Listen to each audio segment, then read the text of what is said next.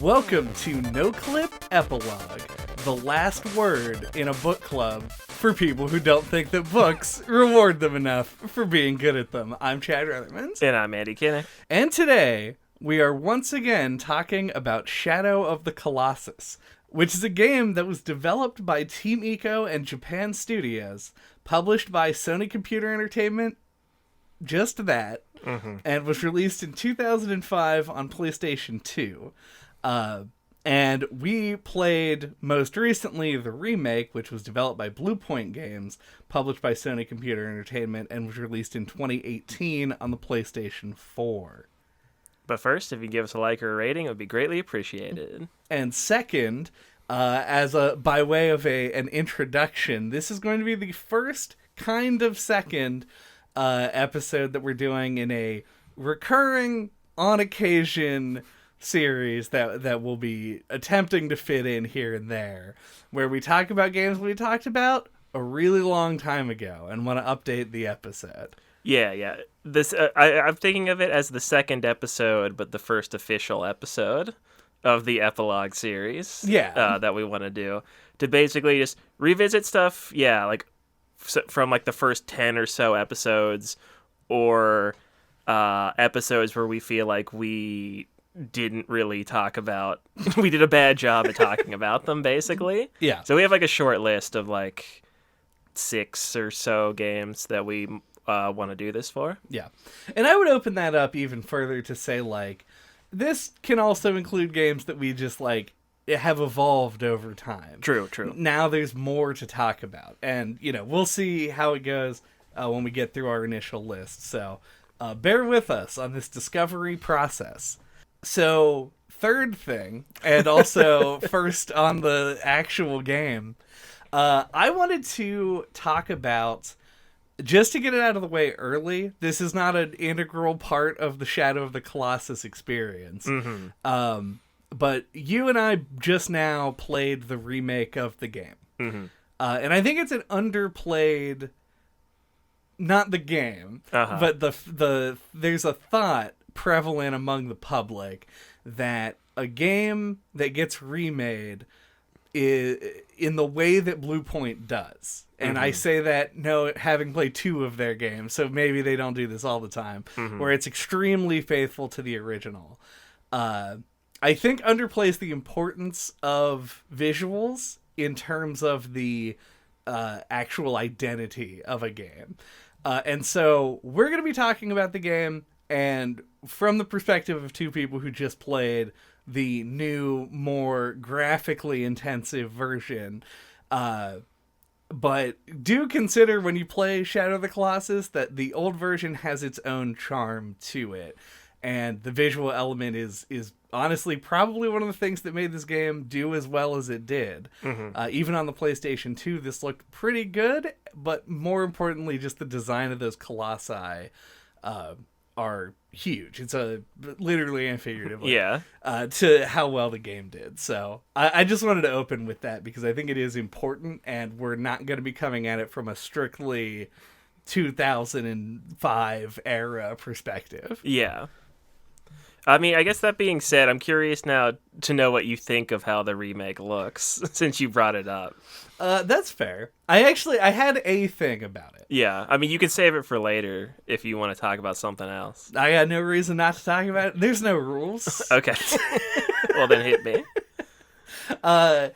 Here's what I was thinking about. And this does bleed into some gameplay stuff, so we can talk about that in a second. But I feel like when you play, because I've played this game, I've now played, I believe, 3 times total, and I've played it on every available platform.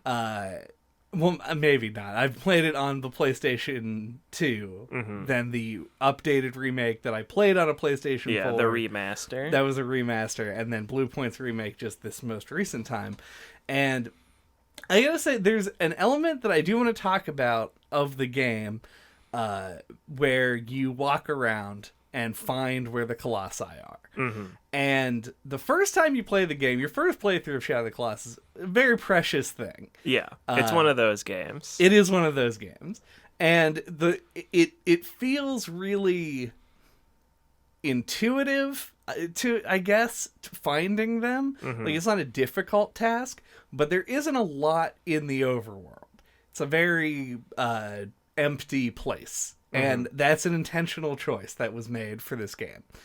But it's one of the only things, honestly, that diminishes in value very quickly when you replay the game, because the game just keeps being the same empty world. So my biggest praise for the remake is, I think that Bluepoint has made the Forbidden Lands look gorgeous and very visually captivating, which updates that feeling of wandering around massively. It makes me feel excited to go exploring again. Yeah, I would agree with that. I know when, like, my opinion on Bluepoint, having played Demon Souls and Shadow of the Colossus remake, is that I think they're really good at updating the in-game visuals. Yeah. But I think they're much spottier at, like, updating the cinematics. Because, like, I remember booting this game up for the first time and feeling like a nitpicky asshole immediately. Because, like, there's the opening cinematic with, like, the hawk flying over the valley. And in the remake, it's, like, very stylized. It's, like, a purple sky. And I remember being like, this doesn't look right. Like, immediately. Like, the first thing that they show. And then I remember seeing Wander's face and feeling like, I don't like the way they interpreted what his face is supposed to look like.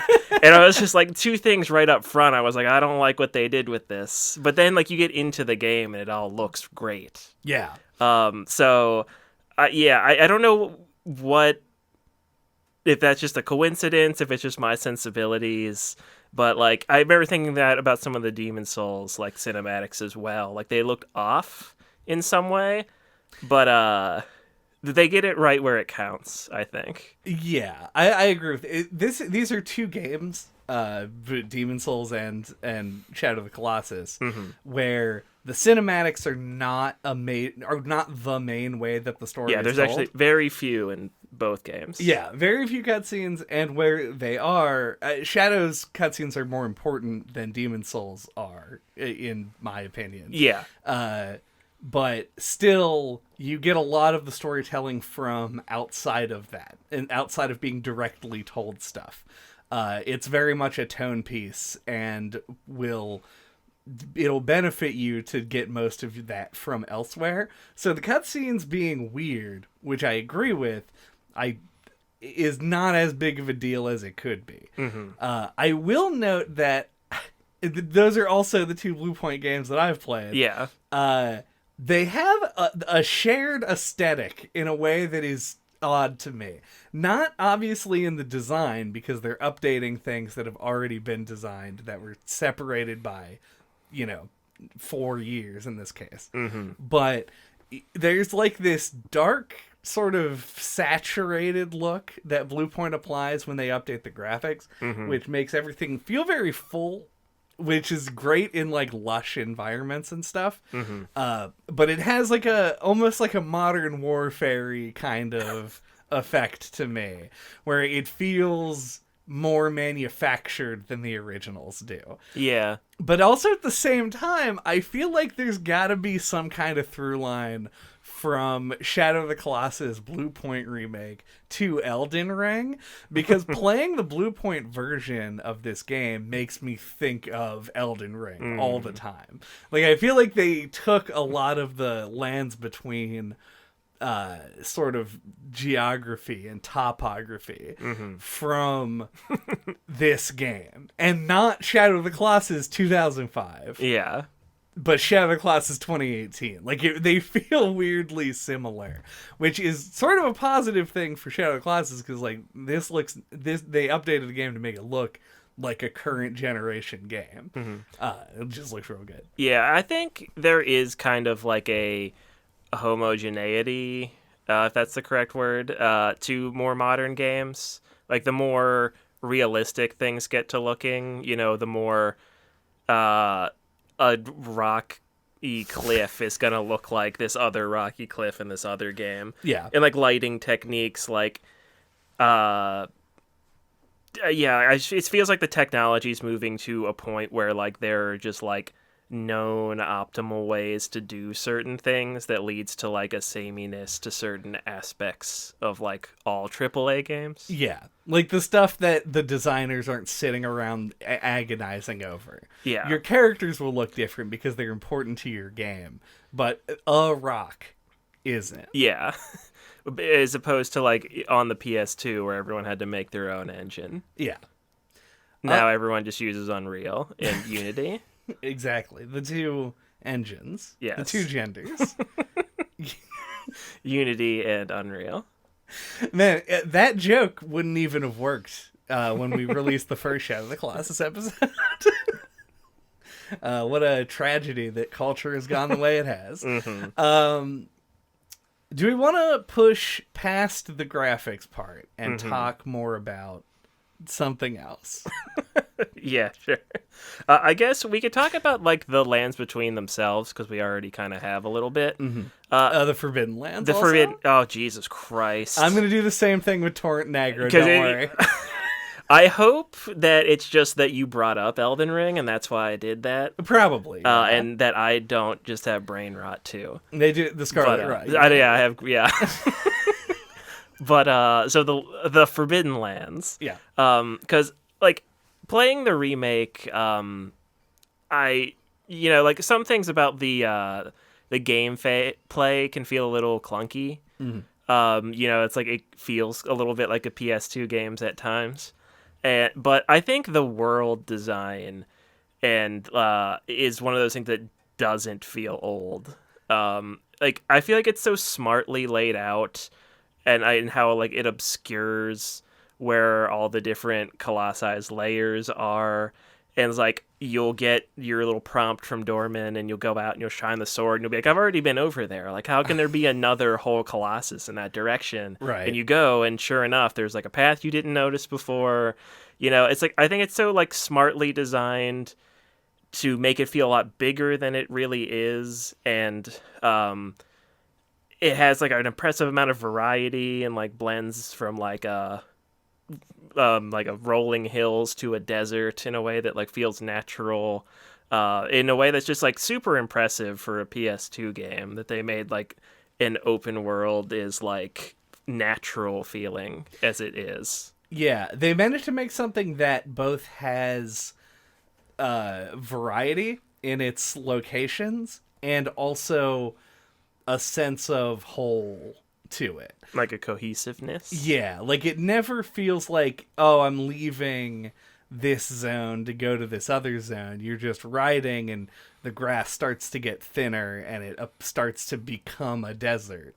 And that's sort of how you mark the transition. And you've got that big fucking bridge that is like the very iconic piece of architecture in the game that always is sort of like, it's not always in your eye line because of the fact that the world's kind of split in two. But when you're going that way, it's always a marker of just sort of like, how far am I from the center of the map? And like what parts are here and there. I found it amazing, honestly, how easily I was able to navigate two places in this game just with essentially a compass. Like, you hold the sword up, and that's the only navigational aid you have aside from the map, which is more useful, I guess, for finding specific paths than it is for actually knowing where you're going. Yeah. But it's very impressive. I don't, honestly, thinking about it, I just have to assume it's because the map isn't very busy. You don't feel like you're getting lost with all this other stuff. You're just going to where you're headed. And that's something I really appreciate about this game. It is an open world game when that term hadn't reached household word status. Yeah. And it's doing things that you wouldn't do in a current open world game. I didn't feel like I was being distracted.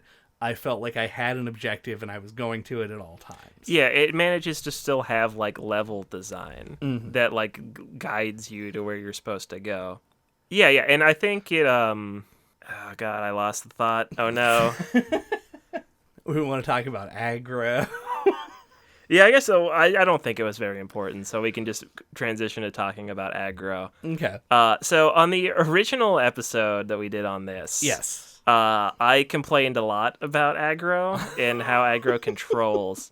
And I still stand by most of it. It felt like much less of a deal this time. On my first playthrough, it felt like the biggest blemish on the game. Because I felt like I love it on paper. Like, I get why it's a thing people like about the game and talk about. The idea that you don't control the horse directly, you control your character, Wander, controlling the horse. And that's an interesting thing to do with the medium of video games. Like, I get it. But it didn't feel like the amount of that it was cumbersome to me didn't feel like it was at all worth it. Yeah. I never felt like I adapted to how it controlled and got used to it. I felt like I was fighting them the whole game. In this playthrough, I got to a point where I was pretty much cool with it, but it never gets to 100% like an invisible part of the experience for me. Like, I'm always fighting it a little bit. Right. But do you feel like you're fighting it as a player fighting a video game horse, or do you feel like you're fighting it like a person would fight against a horse that has its own free will? Obviously, it's hyperbole. Yeah. But it almost feels like if I, in real life, learned how to ride a horse, it would be easier than controlling aggro in the video game. That is funny and a little bit hyperbolic. Also, I don't know. It depends on the horse. Yeah, I know nothing about horseback riding and am in fact very afraid of horses. Yeah, so. Did we talk about that on the episode, or is that on a different episode? I don't know. Okay. I'm sure it's come up at some point. The Cliff's Notes is a horse is a big muscle and it could kill you at any moment. Yeah, effortlessly. Yeah, so I don't remember exactly what I said on the original episode, but if it's what I think I said, then I think I stand by it, which is I think that aggro for transportation is amazing, and I like the fact that he sort of steers away from hazards and goes his own path, but I do feel like he's a big pain in the ass when you're trying to use him in any sort of high-stakes scenario, which only comes up a few times, thankfully. But the thing I want to say about aggro, I stand by that. That's my current aggro thought. I don't really disagree with that, I don't think. Yeah, definitely terrible. I cannot say I disagree that using aggro in a boss fight is a fun, good time. Yeah, and that's incorrect. There's other little things, too. If there's, some rocks around, sometimes they'll just stop. Yeah, I mean, yeah, I don't know. There's just enough. There's enough little annoyances that get in the way. But anyway, continue. Yeah, no, that's fine. My aggro thought is this is the first time that I've played Shadow of the Colossus since playing The Last Guardian, and I was acutely aware of how the team that made The Last Guardian made Shadow of the Colossus this time. Playing The Last Guardian looking back on Shadow retrospectively is very different than playing Shadow looking back on Guardian retrospectively. Because, there's a theme, and this is me kind of speculating, but I bet somebody has posited it on the internet before. But there's this theme of Wander as a person that is sort of standing in for the player, attempting to control nature. He wants to ride his horse in a way that doesn't suck ass. And the horse says, fuck you, I'm a horse, I do that thing. He needs to get the Colossus to step on the fucking platform to make a ramp so he can jump up and do the thing so he can subject his will onto the Colossus. Well, he's trying to bring Mono back to life. Yeah, that is the finale of the whole thought is he even tries to go against the nature of life and death itself, which to me is enough to justify aggro being pretty annoying. Yeah, I mean, it's definitely a good point. There's like a lot of interesting thematic stuff like that. Yeah, even like he goes to the Forbidden Lands in the first place seems like kind of an act against nature in and of itself. Right. You kill the lizards to eat them to get, like et cetera, et cetera. Yeah. So no, I do think that's a good point. I just personally don't feel like it's worth it.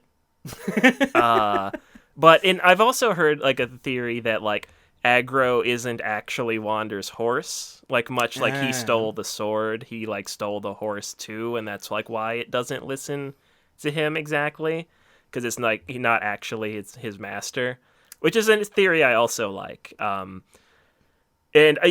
I think this kind of gets at like one of the things that like why this is one of my favorite games is like a detail like the horse you ride to get around can warrant this much speculation. True, yeah. I feel like just everything about this game, it has like an indescribable quality like that, but I'll veer away from that a little bit because I feel like it's getting into final thoughts territory, but just wanted to mention that. Possibly. We can segue into something a little bit different where this game has its narrative structure is multifaceted.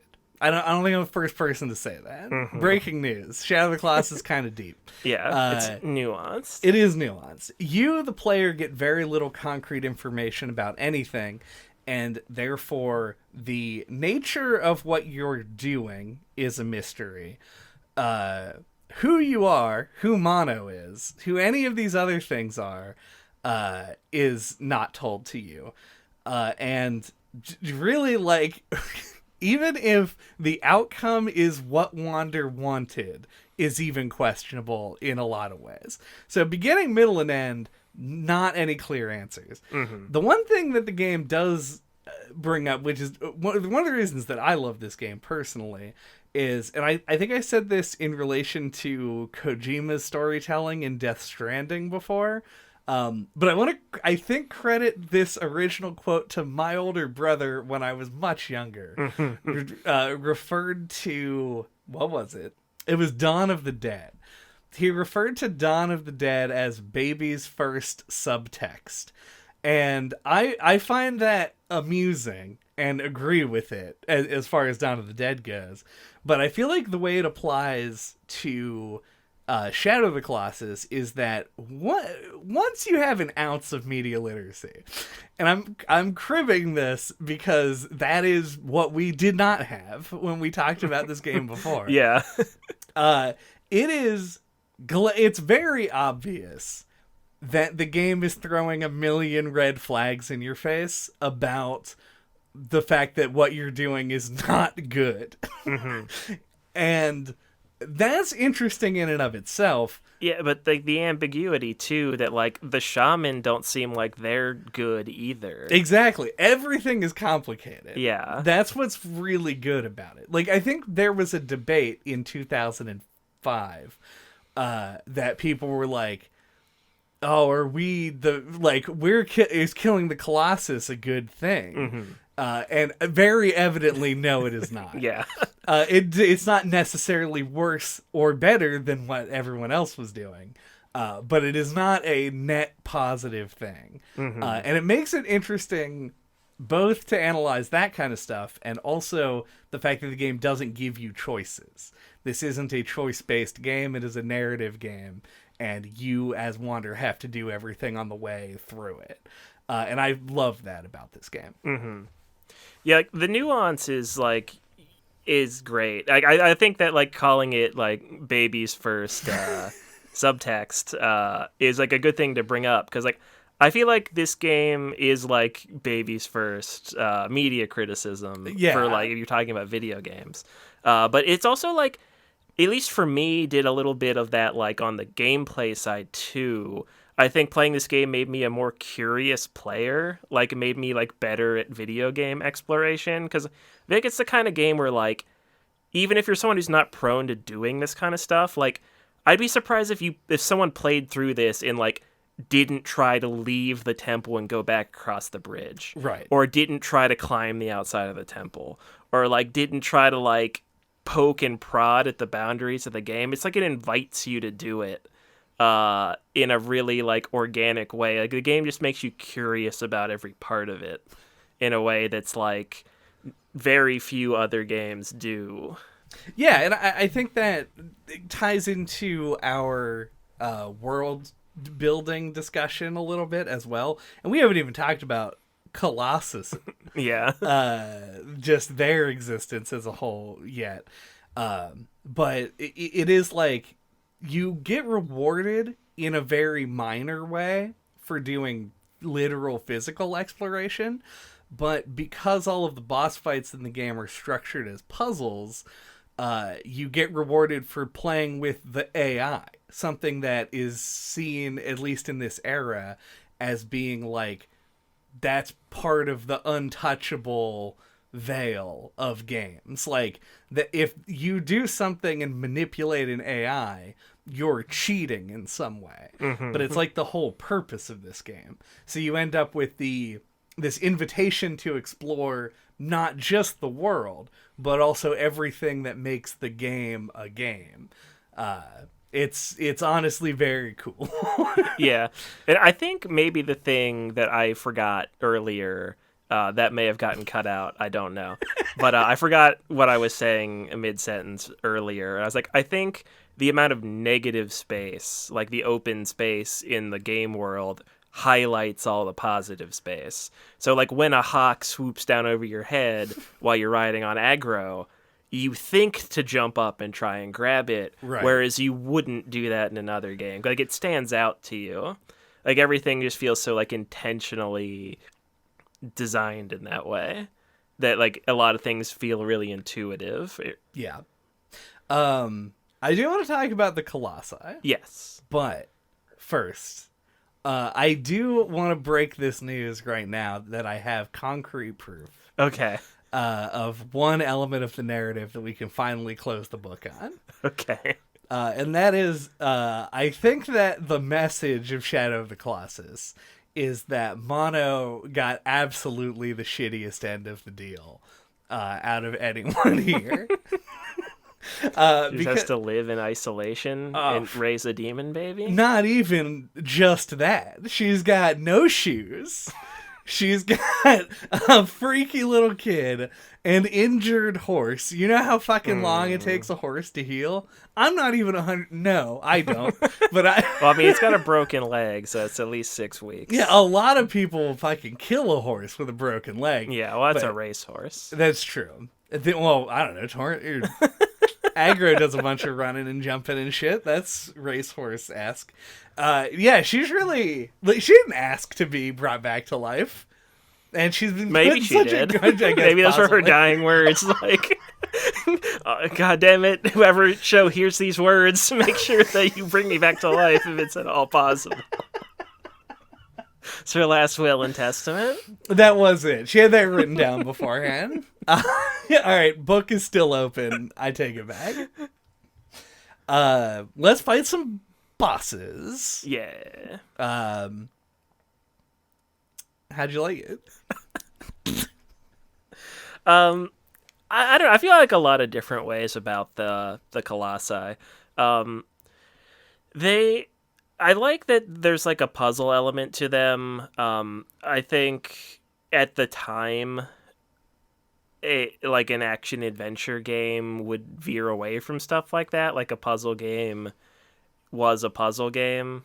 Like, I think like kind of like genre blending happens more nowadays. Yeah. And like this sort of thing was a little bit more unique at the time. Yeah, like some of them, I think it's just inevitable. Like some of them will end up feeling frustrating to some people, and they'll click with others.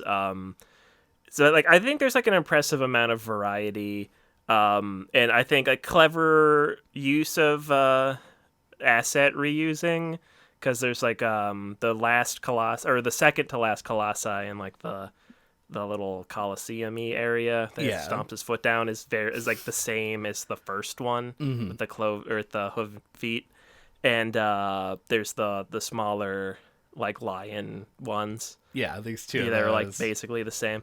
But you don't really even notice that the first time you play the game. Except probably the lion ones. Yeah. But whatever. So yeah, I think they have their hiccups, but like overall, I think there isn't one where I'm like, that's fucking bullshit and I hate it. The closest one for me is the turtle that shoots lasers at you with the geysers. That's my least favorite, I think. But yeah, like I think overall, like incredible technical achievement for the PS2. Like it's, I don't know, overall positive. Yeah. I don't know if you wanted that broad of an opinion, but that's what you got. No, that's fair. I think I have two main thoughts, and now one side thought, which is my least favorite Colossus is those lion ones, because they are the only time in the game that I wish that Wander controlled at all like a regular video game protagonist. Like, normally I love that. When you get hit and you fall down and it takes you like 10 seconds to stand back up, that makes me feel bad for Wander. I'm like, oh, dude, like, that did look like it sucked. Like, I totally sympathize and wouldn't get up either in this situation. But those guys just stun lock you into oblivion, which is irritating. It could be because I think the first time in my life played the game on hard mode this time. So I actually did die like 2 times. But it is very annoying in those cases. Other than that, I think those fights are extremely cool designs. There's an argument to be made that the fire one is a little unintuitive. Yeah. But, I knew about it, so this time I had a great time. Yeah. I think I did find both of those, or at least the fire one, to be pretty hard on my first playthrough, but beat it like so fast on this one. Because you just need to knock him off the ledge and then you can just kill him. Yep. The one with the pillars is like my third fastest Colossus. Yeah, in my last playthrough. Yeah, I actually really like that one. It stands out as like you have to go through like a little platforming obstacle course to beat the boss, which I think is cool. Yeah.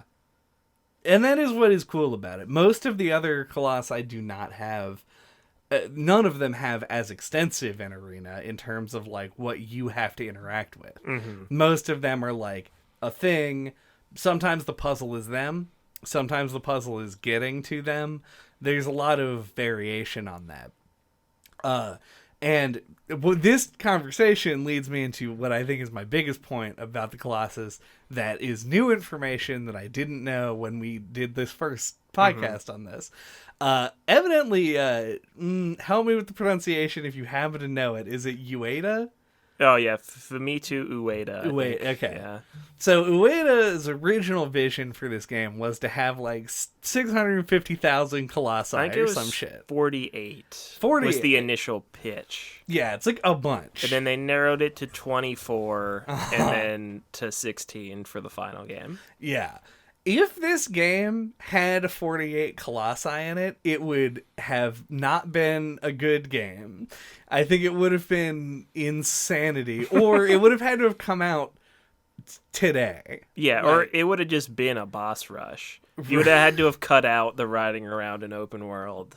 Yeah, because like, what do you do at that point? Do you make the world 4 times larger to accommodate? You just wouldn't have been able to do it on the PS2. Like, if you could actually fit 48 Colossi in the game, that would be all that was in the game. That'd be the whole game. Yeah.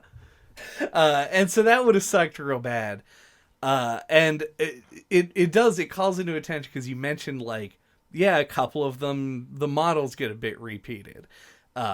It's still, each fight still feels unique, but that overlap is just like a seam, something you can tell. Like, this game to me is one of the most flawlessly paced games I've ever played, and extending that out, especially out into fucking infinity, would be extremely diminishing returns.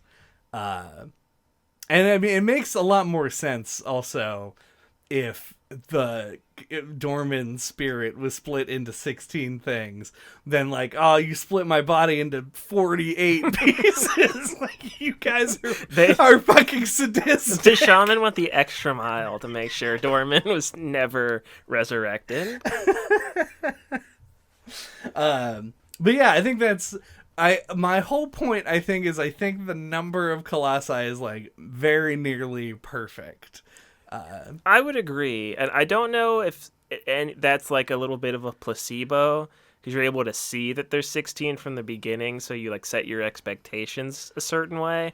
But yeah, like, I think it starts to get a little bit like you're ready to reach the end by the time you get to the last like 3, you know, like, and then you do the last leg of it, like it feels like right before it would have gotten tedious. Mm-hmm. So yeah, I also agree. It feels like it's spot on.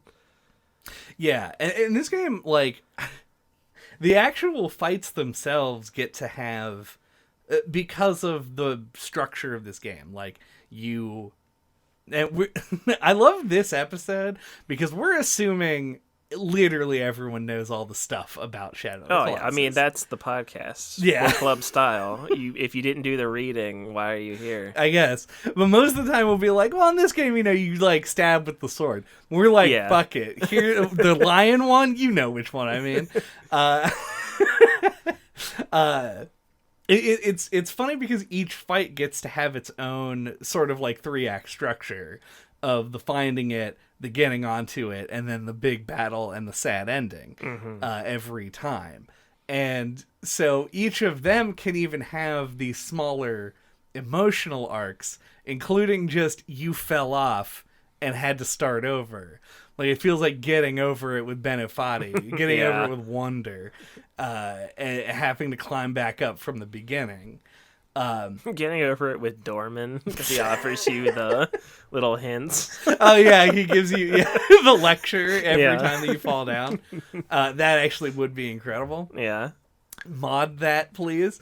And so even when I was frustrated in an individual encounter, because they're so quick and because there's so many emotional touchstones from the beginning and the relaxing part where you're just looking for them, to the puzzle, the brain engaged part, to the mechanics engaged part, no negative thought really got to like stick and get repeated, like in a game with a very samey sort of like a combat system, which is how most games are designed these days. So this game has these multiple different things that play out in cycles, so they never feel like they're getting too old. I do want to ask about what, in my opinion, must be, even though I know it isn't, the most controversial Colossus, and that is the 16th Colossus. Oh, Malice. Who is a boss fight. Yeah. Like, it feels very different than the rest of the game. He's like it's a castle siege, basically. Yeah. I know the first time I played the game, I did not like it. The amount of it felt like trial and error to the nth degree. I guess because of that, I remembered how to do the whole fight, and this time it was easy, except for like I did get blasted a few times, remembering you had to jump down a hole at the very beginning. So, and I remember that there's a part where you're on his hand once you all get all the way up there. You have to shoot him in the shoulder. Yep. And I remember I had to look that up. This time I felt like I used the bow much more liberally. So I think if I played it for the first time now, I probably would have figured that out. But at the time, I did not.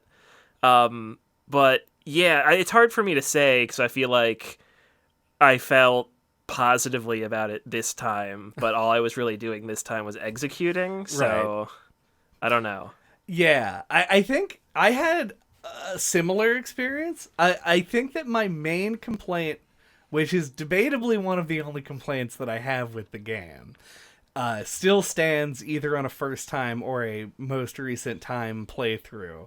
And that is that it is the only Colossus that feels like it's breaking immersion in a way because of that run up where you are like hiding behind barriers that are like set in a way that lead to a hole that you jump in and then use that. Like, you don't question it when fucking Marcus Phoenix uses a waist-high wall to progress forward into some enemies. Or you don't question it when Mario jumps on the donut platform to get up there. Like, why was that put there? Because they're much more video game video games. And to me, Shadow of the Colossus, while there are some pretty contrived solutions to some of the puzzles, they all feel more natural than Malice's does. And so that pulled me out of it, but like only for a couple minutes, and then I was right back there. Yeah, it feels like literally like a castle siege, where like all of the barricades and things were built there specifically to try to fight it.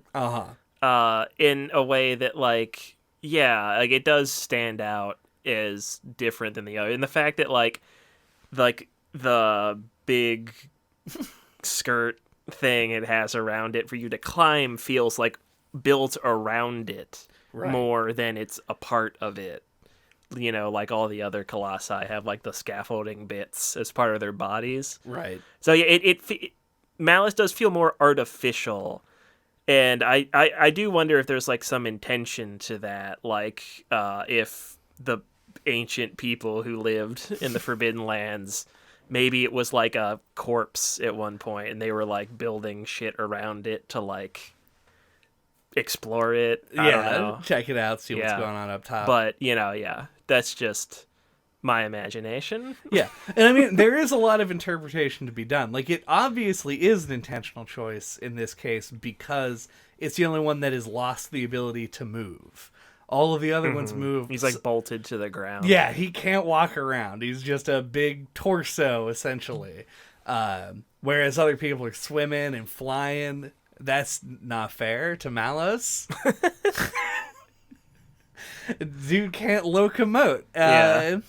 So yeah, there are even reasons within the game as to why it would be the way that it is. It just did take me out of it a little bit. Yeah. You do think, yeah, like, why are all these barricades here? Right. If anybody approached with the intention of building one, they'd get zapped by a laser in 5 seconds, so... Maybe he does sleep. Maybe. And you just don't have time. 'Cause that's like right when Dormin's like, their people... Time is short. Yeah.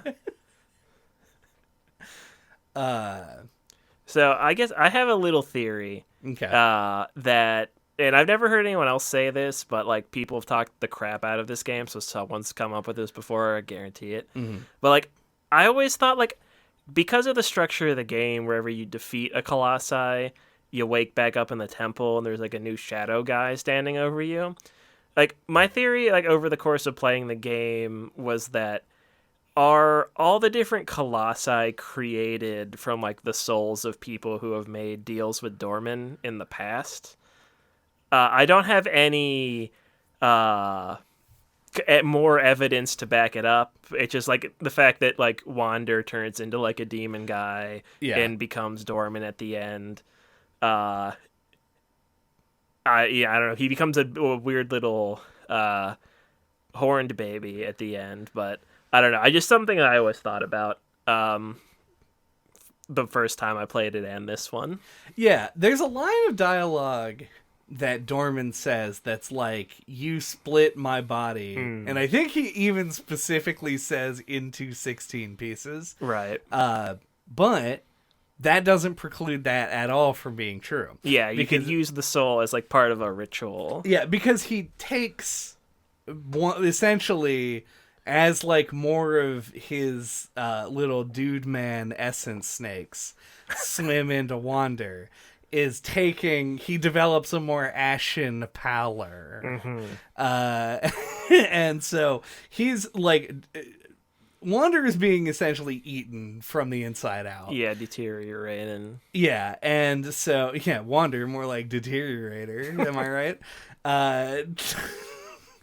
And so, like, it could easily be that, like, Dormin, over his many millennia of reigning as god of the hole in the sky, could have sucked in individual people 16 of them in this case. Mm-hmm. And then when they ripped them all out of his control, they became the Colossi, essentially the only living things that exist in the Forbidden Lands. Yeah.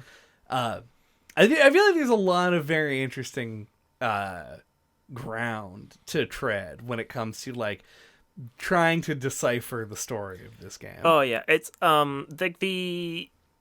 there's a kind of like the way it's so engaging, and it really has that sense of like a bigger picture that you don't get to like see all of.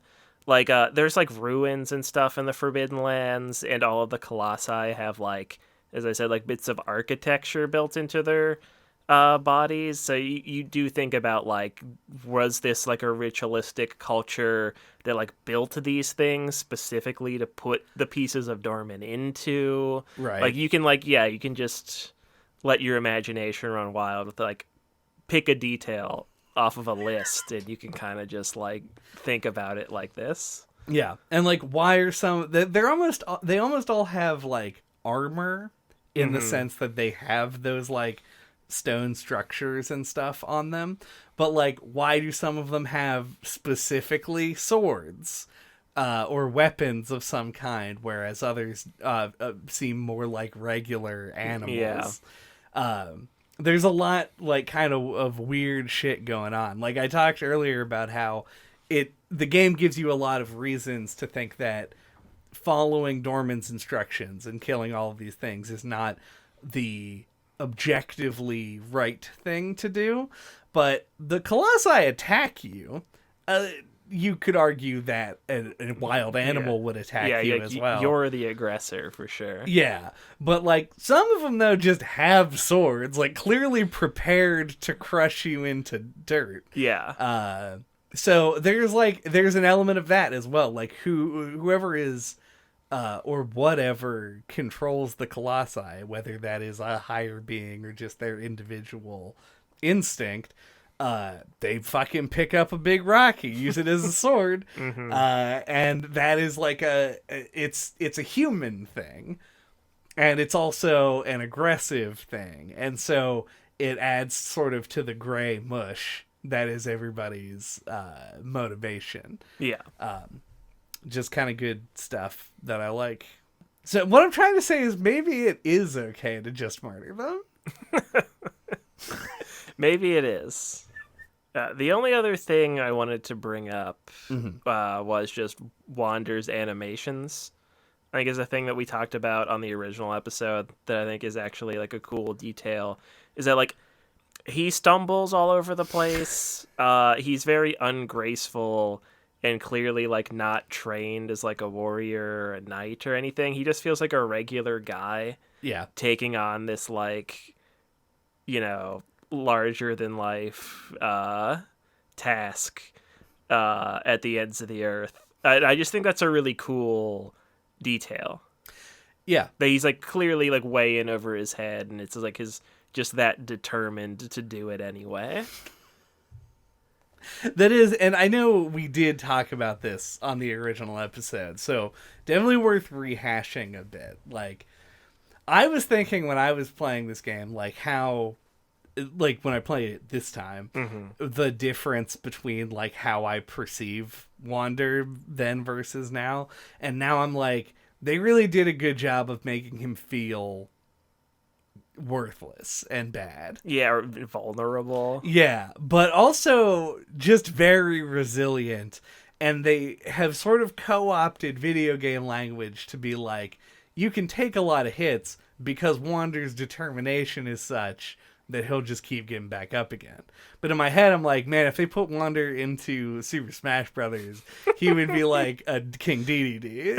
Like, it was hard to kill, could take a lot of damage, but very floaty. They would code in the tripping mechanic. Oh, back from Brawl? Yeah, just for him. Oh, yeah.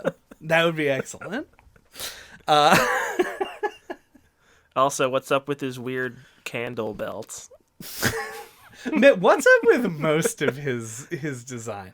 Even the fact that at the end of the game he turns into a baby with horns is loaded as fuck. Yeah. To refer back to Ico. Right. And so when Wander shows up and he's got like a Marth tiara on. Isn't it just a headband? Yeah, Marth wears a similar sort of thing. That's just what it makes me think of. The Marth tiara? The Marth tiara. AKA a headband.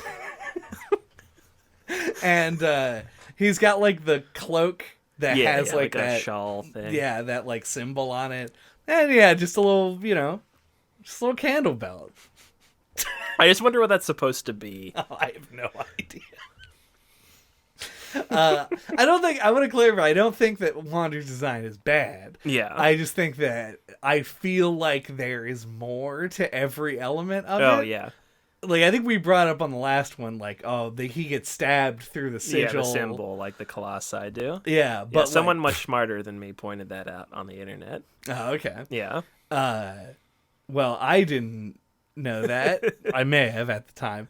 But and that's just like it makes you feel like maybe the candle belt, whatever it is, has some other meaning as well. Yeah, I just always assumed it's based on some kind of actual historical garment worn by some culture that I am unaware of. Yeah.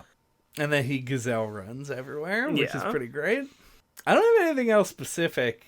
If you wanted to hear us talk about some of the major stuff in Shadow of the Colossus that we didn't talk about, you turn to a Colossus at the end, and it's like real hard to hit guys. Yeah. You have to run away from a vacuum that sucks you into a fountain. Yeah. Which is pretty cool, and you can't not do it. And if you cheat to not do it, nothing special happens.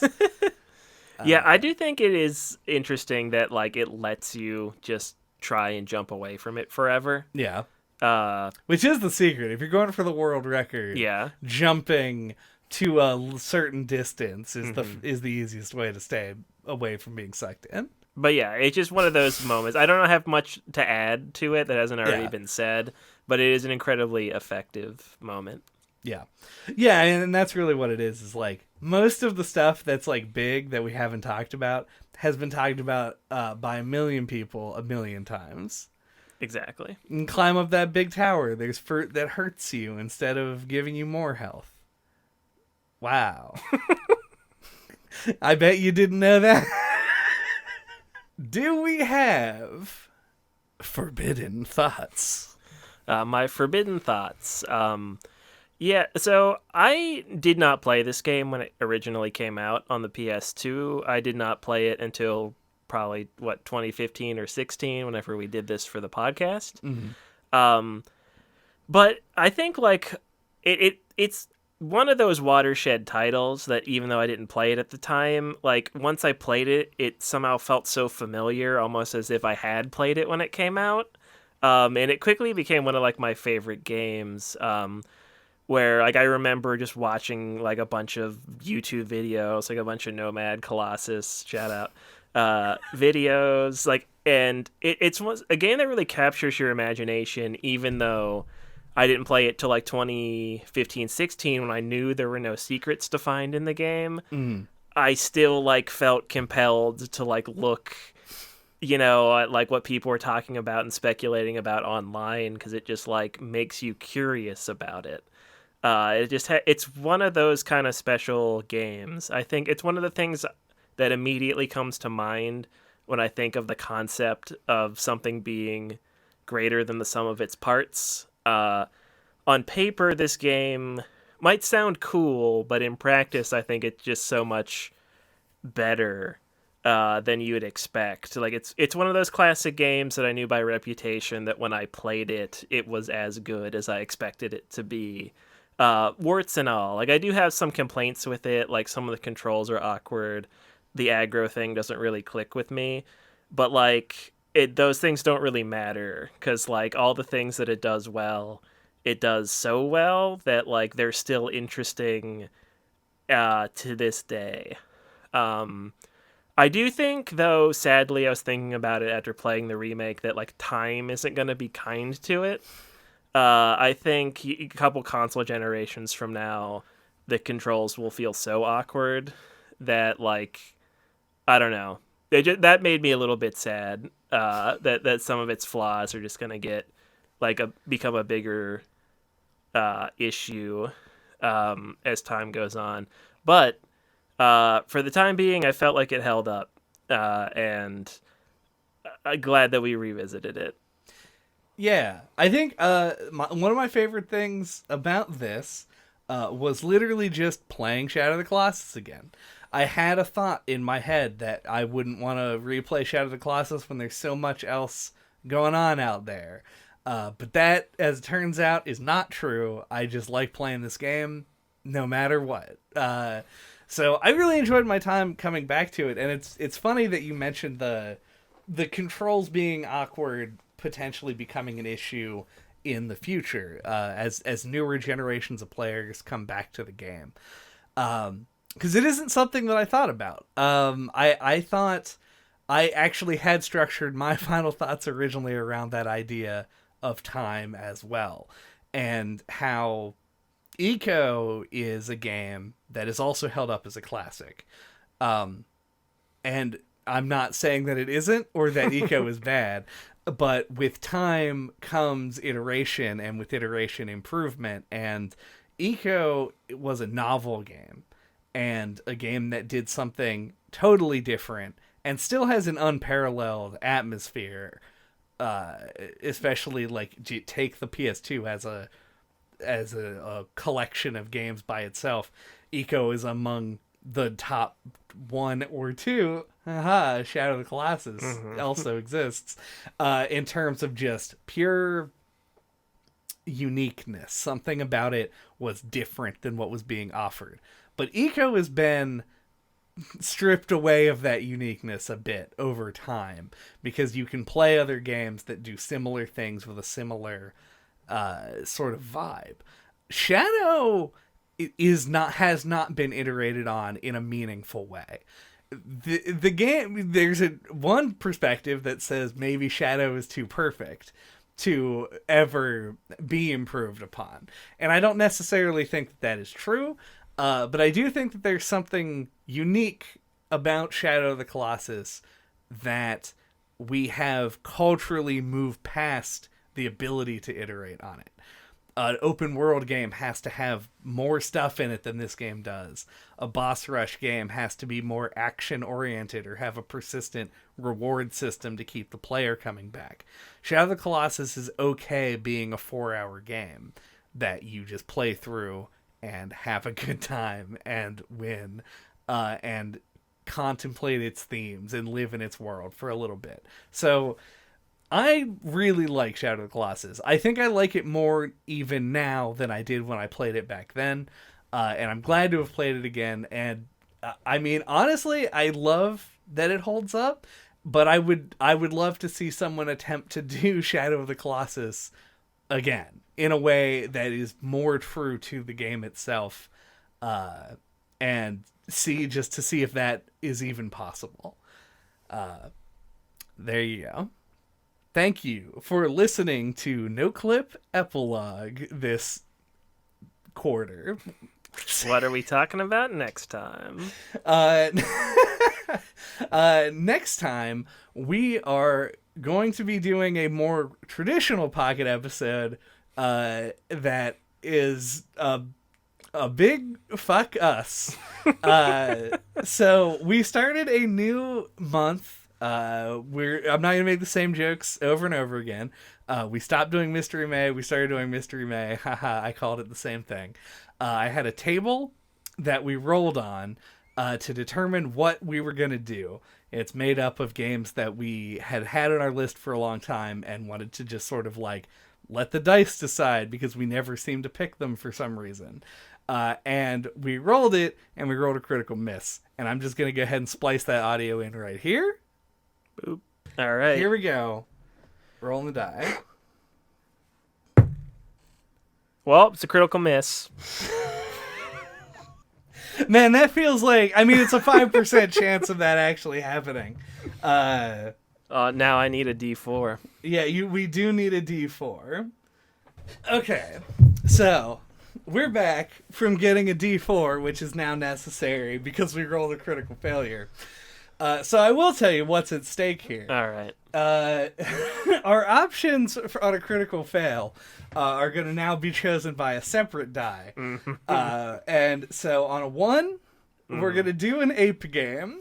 We didn't do April this year, but I guess we have a couple in the chamber. There's a possibility that we'll have to do an ape game for Mystery Man. We're going to have to do an epilogue episode on Rascal is on a 2. So we'll have to replay Rascal, the notoriously worst game that we've talked about. On a 3, we're going to talk about Roblox, a game that I know very little about other than children love it. I really hope it's not that one. Same. And then for number 4, if we get a 4, if we get a 1 and a 4, I'm going to be incredibly confused. Okay. Because we're going to do an episode on Forspoken, but while eating spicy peppers. All right, here it goes. A 2. So we're going to do an epilogue on Rascal next time.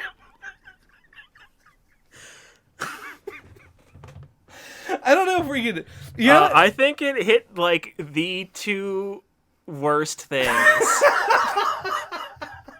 that could have happened just now on the very first roll of Mystery May. Yep. So historically. Yep. Boop. So yeah. Next time on NoClip Pocket, we are going to be doing another epilogue on Rascal. Everybody's favorite. Yeah. The PS1 classic. So, it's like, I mean, it's a Jim Henson game. He had a big part in it, I think.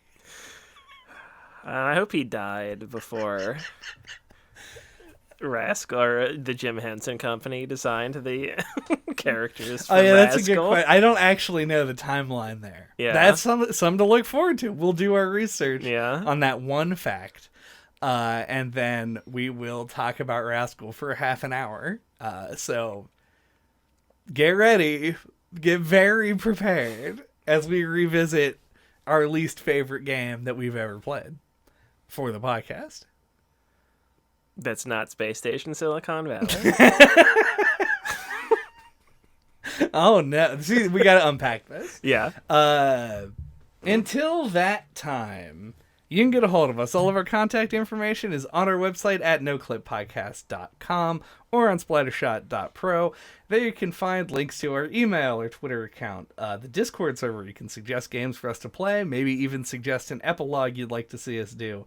And you can find links to our YouTube channel, iTunes, and Google Podcasts, where you can listen to all of our old episodes, including ones on Shadow of the Colossus, if you just wanted a refresher on how we thought about it 7 years ago. And on... Man, after that final thoughts I gave, I can't be calling out too many things that are like Shadow of the Colossus. We did do Last Guardian. So I don't know, Dark Souls, landmark games. like the like sparse storytelling that people like to speculate about sort of angle. Elden Ring has a horse. That's true. Yep. Horse that in the comments section. Don't get horse from talking too much in the comments section. Fucking smash that like button. Fucking stab that like button. Leap onto the subscribe button and climb up its titanic back to its head and smash it. In the sigil. Yeah.